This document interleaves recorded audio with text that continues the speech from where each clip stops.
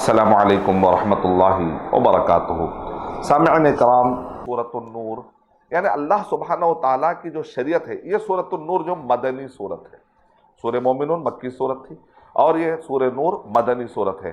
اور سورہ نور یعنی کہ روشنی کا اگر ایک معنی لیا جائے تو یعنی کہ اللہ تعالیٰ کی جو شریعت ہے وہ معاشرے کے لیے نور ہے، اور جو اللہ کی شریعت سے ہٹ کر جو معاشرہ، جو سوسائٹی، جو انسان بھی لائف گزار رہا ہے وہ اندھیرے میں، ظلمات میں، وہ ظلمات ہے، اور جو حق کے راستے پر جا رہا ہے وہ روشنی میں ہے۔ تو اللہ سبحانہ و تعالیٰ کی طرف سے جو روشنی کا انتظام ہوا ہے اس کو فالو کریں۔ اللہ نور السماوات والارض کہہ کر ابن تیمیہ رحمۃ اللہ علیہ نے سورہ نور کی جو تفسیر بیان کی، اس میں ابن عباس رضی اللہ تعالی عنہ کا ایک جملہ نقل فرمایا ہے، کہا کہ خالق النور مراد ہے، یعنی نور بمعنی منور کے ہے، یعنی یہاں پر مصدر بمعنی اسم فاعل کے ہے، یعنی نور بمعنی منور کے۔ اللہ نور السماوات والارض مطلب اللہ تعالیٰ آسمان اور زمین کی روشنی عطا کرنے والا، روشنی پیدا کرنے والا، یہ معنی ہے۔ وہ باطل عقیدے چھوڑ دیجئے کہ کائنات میں جو بھی روشنی ہے وہ اللہ ہے، لہذا اللہ وحدت الوجود، وحدت الشہود، یہ وحدت الادیان، یہ سب غلط عقیدے، اسلام سے اس کا کوئی تعلق نہیں ہے۔ یہ نور کے ورڈ کو لے کر لوگ ان باطل عقائد کو تعبیر کرنے کی کوشش کرتے ہیں۔ ابن تیمیہ رحمۃ اللہ علیہ نے زبردست رد کر دیا ہے کہ ایسا کوئی راستہ ممکن نہیں ہے۔ سورہ نور کے اندر اگر آپ غور کر کے دیکھیں گے تو سورہ مومنون میں ایک انفرادی صفتیں کیسی ہونی چاہیے کہ انسان کے اندر انفرادی طور پر صفتیں کیسی ہونی چاہیے، سورہ نور کے اندر بتایا گیا اجتماعی طور پر اس اجتماعیت کی صفتیں کیسی ہونی چاہیے۔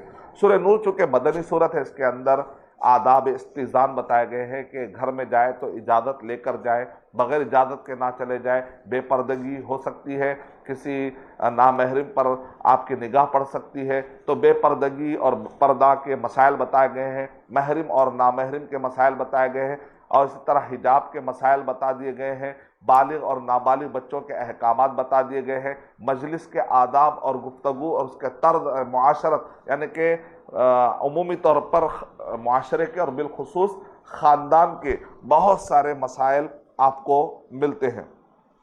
اور سورہ نور کے اندر نفاس کیسے کرنا ہے، دنیا کے سارے مذاہب جو نظریے بتاتے لیکن نفاس کیسا کرنا ہے نہیں بتاتے، لیکن قرآن مجید اسلام میں نہ صرف آپ کو نظریہ ملتا ہے، اصول ملتے ہیں، قاعدے ملتے ہیں، بلکہ اس کو نافذ کیسے کرنا ہے، کیونکہ نافذ کریں گے تو ہی آپ ظالم کو اس کے ظلم سے روک سکتے ہیں، مظلوم کو اس کا حق دلا سکتے ہیں۔ اور جو ضروریات خمسہ ہے، دین کی حفاظت، مال کی حفاظت، جان کی حفاظت، عقل کی حفاظت اور عزت کی حفاظت، یہ سب ممکن ہے جبکہ آپ نافذ کریں گے، جسٹس قائم کریں گے، سوشو اکنامک جسٹس یا سوشو اکنامک جسٹس، یعنی معاشیات میں، سماجی لیول پر اور انصاف کے لیول پر جب کوئی حکومت صحیح طور پر نافذ کرے گی تب جا کر یہ حقوق ملتے ہیں، یہ خاص طور سے بتایا گیا ہے۔ عمر رضی اللہ تعالیٰ کا قول بھی ملتا ہے کہ اپنی عورتوں کو سورہ نساء پڑھاؤ، سورہ احزاب پڑھاؤ اور سورہ نور پڑھایا کرو۔